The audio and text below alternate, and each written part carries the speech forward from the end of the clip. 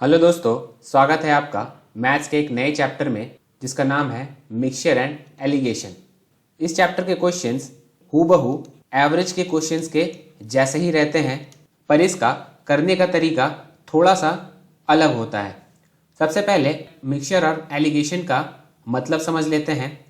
Mixture यानी दो pure substance का मिश्रण। प्योर सब्सटेंस यानी अगर वो वाटर है तो पूरा वो वाटर ही रहेगा, अगर वो अल्कोहल है तो टोटल 100% अल्कोहल ही रहेगा, अगर वो मिल्क है तो टोटल वो 100% मिल्क ही रहेगा। तो ऐसे दो प्योर सब्सटेंस को जब हम मिलाते हैं तो बना हुआ मिश्रण को अंग्रेजी में मिक्सचर बोला जाता है। सपोज ये वाटर है और ये मिल्क है, इसे जब हम मिलाएंगे किसी रेशियो में तो बना हुआ मिश्रण मिक्सचर कहलाएगा। एलिगेशन का कंसेप्ट इससे थोड़ा सा अलग है। मान लेते हैं एक वेसल में 70% मिल्क है और 30% वाटर, दूसरे वेसल में 50% मिल्क है और 50% वाटर। इन दोनों वेसल के लिक्विड्स को एक बड़े वेसल में मिलाया जाता है किसी रेशियो में, तो इसी प्रोसेस को हम एलिगेशन बोलते हैं। इसे निकालने का एक कंडीशन है कि दोनों वेसल में सेम लिक्विड का मिक्सचर रहना चाहिए। अगर इस वेसल में मिल्क और वाटर है तो इसमें भी मिल्क और वाटर ही रहना चाहिए। अब इसका कुछ कंसेप्ट समझते हैं। सपोज एक वेसल है जिसमें मिल्क है 60% और वाटर 40%, दूसरा वेसल इसमें मिल्क है 80% और वाटर 20%। इन दोनों को एक नए वेसल में मिलाते हैं तो मिल्क का जो परसेंटेज होगा वो 60 to 80 के बीच में ही होगा। तो मान लेते हैं वो हो जाता है 65%, यानी मिल्क का परसेंटेज हो जाता है 65%। तो इन दोनों को जब हम सब्ट्रैक्ट करेंगे यानी 65 - 60 यहाँ 5 आएगा और 80 - 65 यहाँ पे 15 आएगा। एलिगेशन करते टाइम जब भी हम किसी सब्सटेंस का कॉस्ट प्राइस को सब्ट्रैक्ट करेंगे तो नीचे जो रेशियो आएगा वो उसके क्वांटिटी का रेशियो होगा। याद रखिएगा, हमें उसी चीज़ का रेशियो नीचे मिलता है जिसके रिस्पेक्ट में ये सब्सटेंस निकाला जाता है। किसी भी सब्सटेंस का कॉस्ट प्राइस उसके क्वांटिटी के रिस्पेक्ट में निकाला जाता है। सपोज एक चॉकलेट का दाम अगर 10 रुपया होगा तो आप बोलेंगे 10 रुपीज़ पर चॉकलेट। यही अगर हम स्पीड को ले लें तो स्पीड को सब्ट्रैक्ट करने से नीचे में टाइम का रेशियो आएगा, क्योंकि हम स्पीड को टाइम के रिस्पेक्ट में निकालते हैं। वैसे ही अगर प्रॉफिट या लॉस को सब्ट्रैक्ट करें किसी सब्सटेंस का तो नीचे में हमें उस सब्सटेंस का कॉस्ट प्राइस का रेशियो मिलेगा। तो याद रखिएगा, नीचे में जो रेशियो आता है वो हमेशा ये एलिमेंट को किस रिस्पेक्ट में निकालते हैं उसका रेशियो आएगा। तो चलिए इससे रिलेटेड कुछ क्वेश्चन करते हैं ताकि इसका कंसेप्ट और क्लियर हो जाए। There are 2 vessels filled with milk and water. 2 vessel है मिल्क और वाटर से भरा हुआ। तो पहले वेसल में 80% मिल्क और दूसरे में 70% वाटर यानी 30% मिल्क।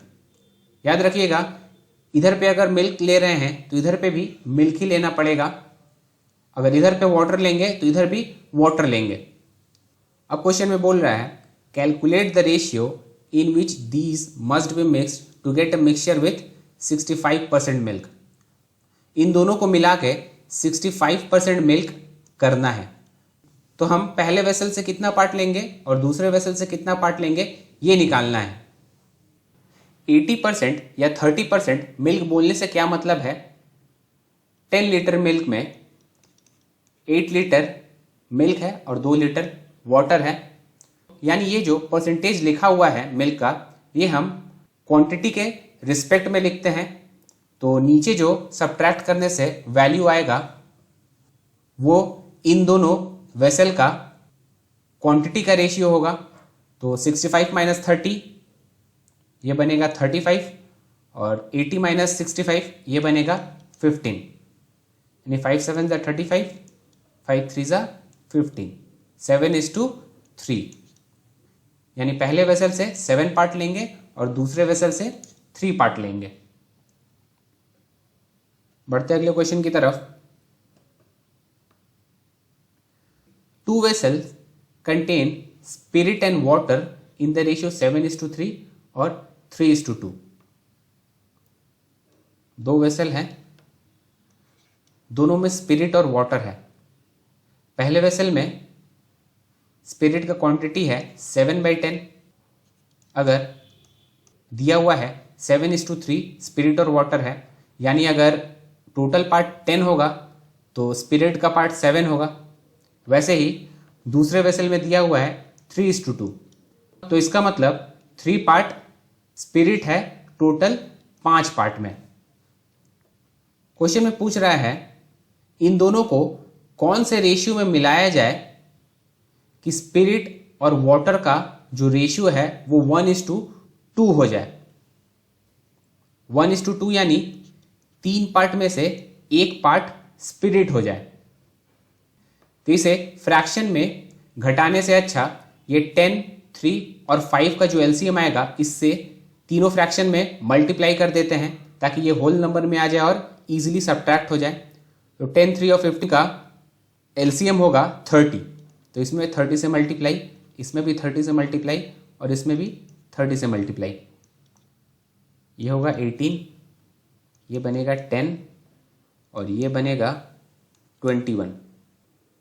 इधर 8 आएगा और यहाँ पे 11 आएगा। तो इसका आंसर 8:11 हो जाएगा, पर ऑप्शन में ये है नहीं, पर आंसर इसका 8:11 ही होगा। आगे बढ़ते हैं। हाउ मच शुगर कॉस्टिंग ₹36 पर kg be mixed with 30 kg of sugar costing ₹20 पर kg so that the mixture में कॉस्ट 24 पर kg। 2 टाइप का शुगर है। पहला टाइप का शुगर का कॉस्ट प्राइस है 36 पर kg, दूसरे टाइप का कॉस्ट प्राइस है 20 पर kg। दूसरे टाइप वाला शुगर का वेट दे दिया है वो है 30 kg, पर पहले टाइप का कितना है, पर पहले टाइप वाला शुगर का कितना वेट है ये नहीं दिया हुआ है। इन दोनों को मिलाया गया है तो शुगर का प्राइस जो हुआ है वो हो गया है 24 रुपीज़ पर kg। तो हमसे पूछा है पहले टाइप का जो शुगर है वो कितना kg हुआ होगा। यहाँ पे शुगर का कॉस्ट प्राइस दिया है और कॉस्ट प्राइस हम क्वांटिटी के रिस्पेक्ट में निकालते हैं। देखिए 36 पर kg, यानी ये kg क्या है, क्वांटिटी है, तो नीचे माइनस करने से जो आएगा वो अपना क्वांटिटी आएगा।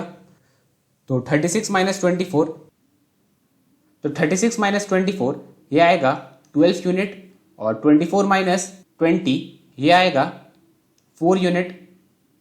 ये कट के हो जाएगा 1:3, पर ये 3 यूनिट दिया हुआ है 30 kg है ये वाला वैल्यू।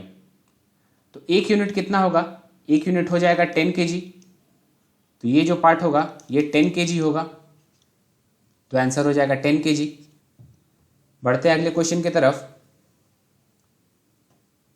ये भी उसी की तरह है पर थोड़ा सा डिफरेंट है। इसमें 2 तरह का राइस है, पहला का प्राइस 48 पर kg है और दूसरा का 55 पर kg। इसको मिक्स करके इन्होंने 60 रुपीज़ पर kg में सेल किया है और 20% प्रॉफिट कमाया है। तो क्वेश्चन पूछ रहा है कि इन दोनों राइस को कौन से रेशियो में मिलाया गया है, यानी नीचे जो रेशियो हम निकालते हैं इसका वैल्यू पूछा है। हमारे पास ये वाला भी वैल्यू नहीं है जो एवरेज वैल्यू होता है, तो वो हम निकालेंगे सेलिंग प्राइस से। 60 रुपीज़ पर kg बेच के वो 20% प्रॉफिट कमा रहा है, यानी 120% होगा 60 रुपीज़ के बराबर, और 100% पे अपना कॉस्ट प्राइस निकलता है, तो 100 इंटू 60 बाई 120, तो एवरेज सीपी हो जाएगा 50 रुपीज़। ये वैल्यू हमने इसलिए नहीं बैठाया क्योंकि ये सेलिंग प्राइस था और ये दोनों सीपी था। सीपी से सेलिंग प्राइस नहीं माइनस कर सकते हैं। अब दोनों को माइनस करके जो वैल्यू आएगा वो इन दोनों राइस का क्वांटिटी का जो रेशियो होगा वो निकलेगा। तो 50 माइनस 48 करने से आएगा 2 और 55 माइनस 50 करने से आएगा 5। तो आंसर हो जाएगा 5:2।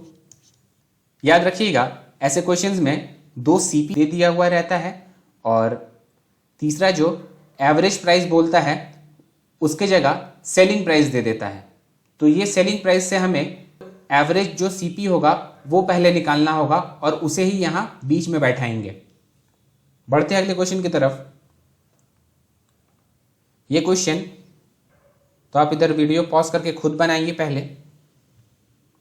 How many kg of rice costing ₹18.30 पर kg must be mixed with 126 kg of rice costing ₹8.55 per kg so that there is a gain of 20% by selling the mixture at ₹14.40। Question number 3 और 4 का mixture है ये। सबसे पहले वाला rice का cost price लिख लेते हैं 18.30। दूसरे वाला राइस का कॉस्ट प्राइस है 8.55। अब बोल रहा है 14.40 पर केजी बेचने से उसे 20% का गेन हो रहा है। तो 120% विल बी इक्वल टू 14.40। तो 100% जो कि सीपी होगा वो होगा 100 इंटू 14.40 बाई 120 यानी 1440 बाई 120। तो एवरेज सीपी आ जाएगा 12 रुपीज़। अब इन दोनों को जब माइनस करेंगे तो ये दोनों राइस का जो क्वांटिटी होगा उसका रेशियो नीचे मिलेगा हमें।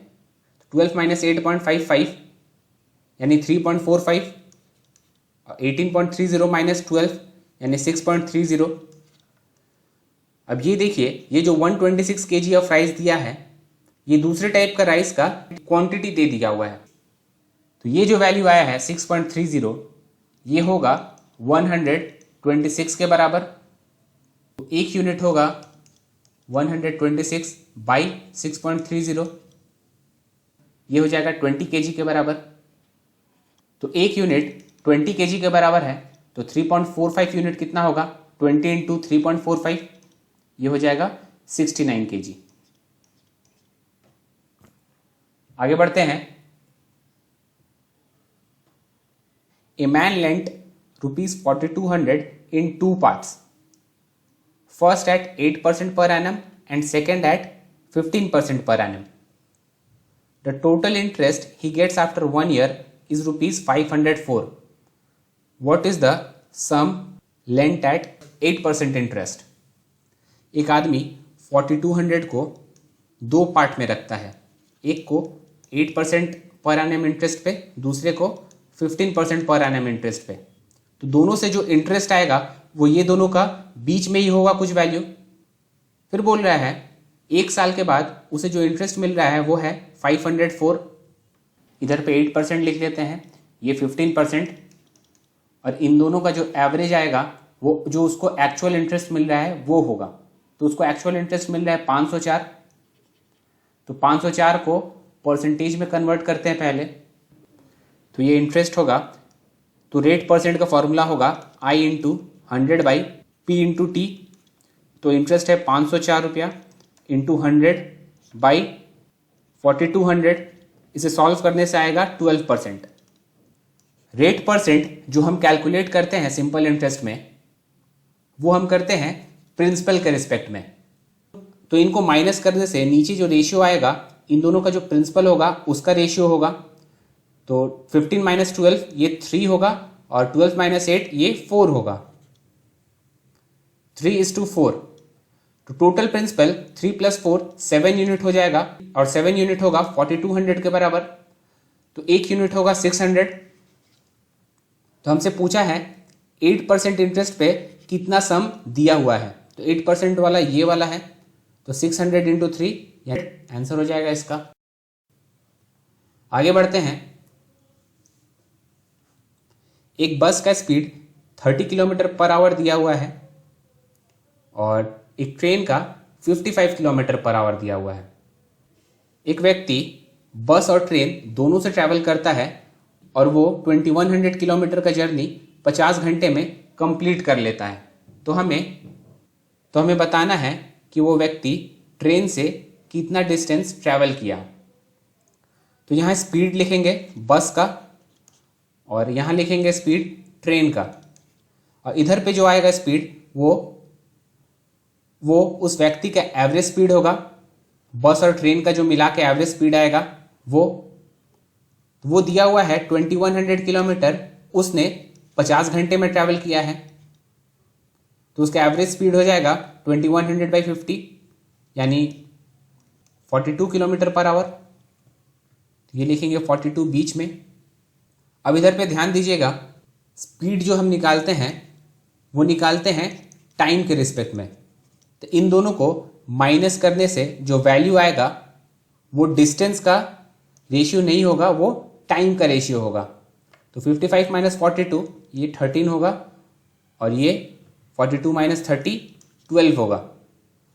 टोटल टाइम भी हमें पता है 50 आवर्स, यानी 13 + 12 25 यूनिट होगा 50 के बराबर, तो 1 यूनिट होगा 2 के बराबर।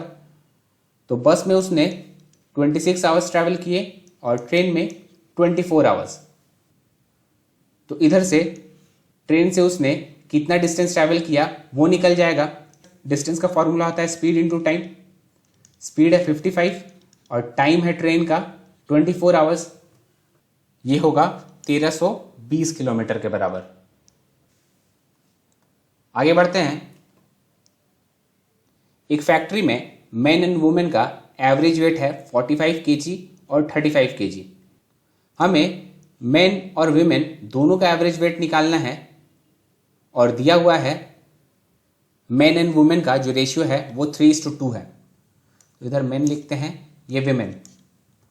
मेन का एवरेज वेट दिया हुआ है 45 kg और वीमेन लोग का 35 kg। ये वैल्यू निकालना है।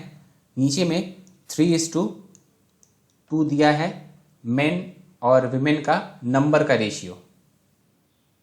तो इसमें ऐसा नहीं है कि ये 45 में से 2 माइनस करके बीच में बैठा देंगे या 35 में से 3 प्लस करके बीच में बैठा देंगे।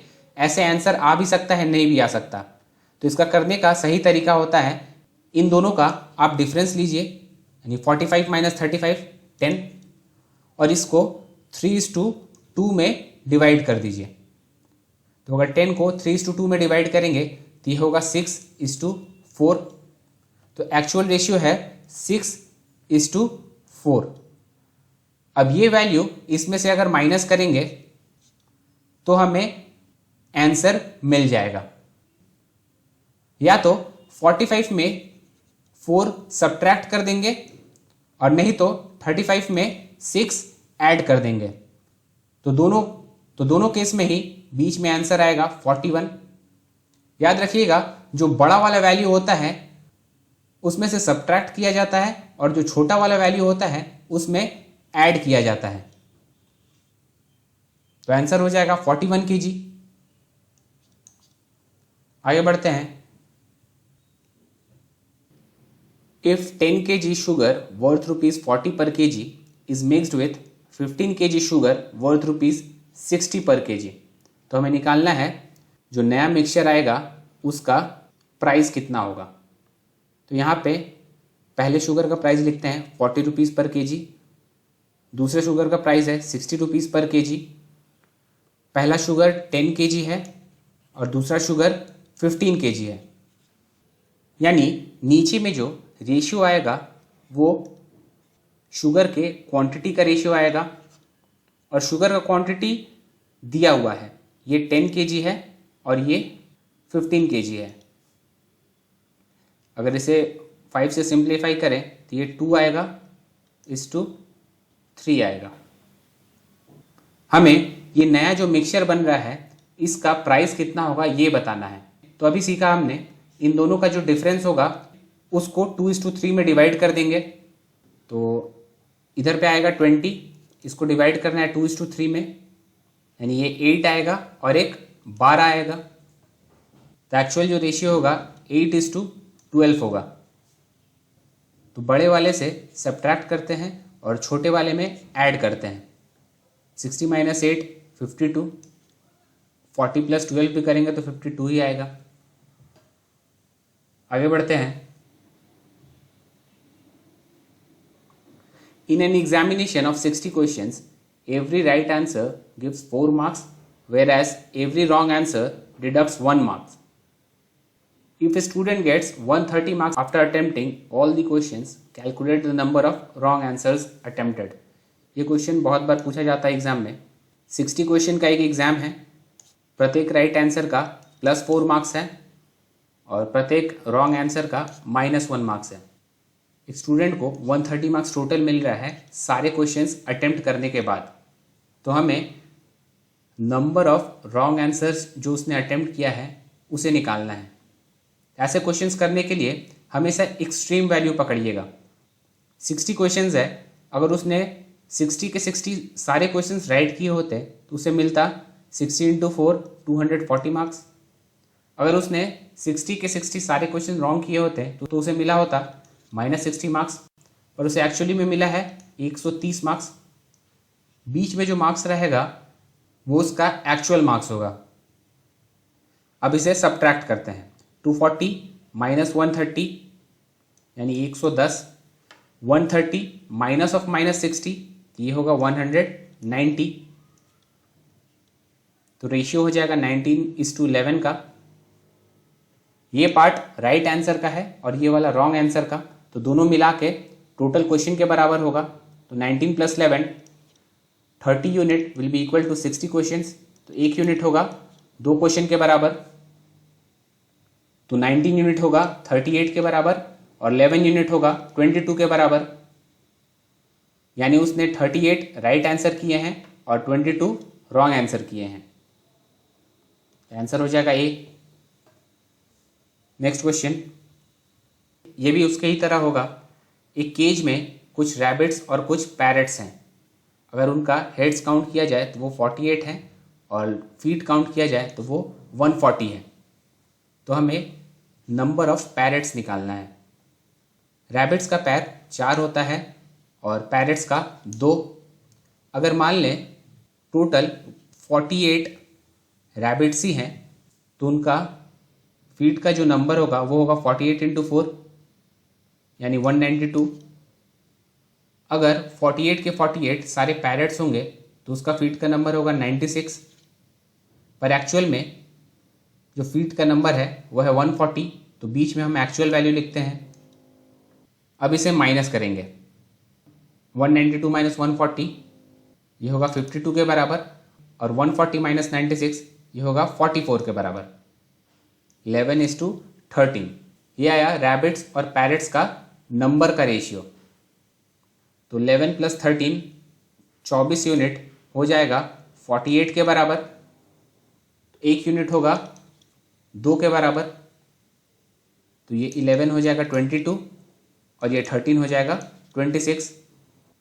यानी रैबिट 22 है और पैरट 26. आंसर हो जाएगा 26. तो ये था इस वीडियो का लास्ट क्वेश्चन. इसका बाकी बचा क्वेश्चन नेक्स्ट वीडियो में करेंगे. आशा करता हूँ क्वेश्चन सारे आपको अच्छे लगे होंगे. अगर ये सारे क्वेश्चंस आपको सॉल्व करना है तो आप हमारे वेबसाइट पे जा सकते हैं. वेबसाइट का लिंक हमने डिस्क्रिप्शन बॉक्स में दे दिया है. तो मिलते हैं नेक्स्ट वीडियो में. तब तक के लिए goodbye and thanks for watching.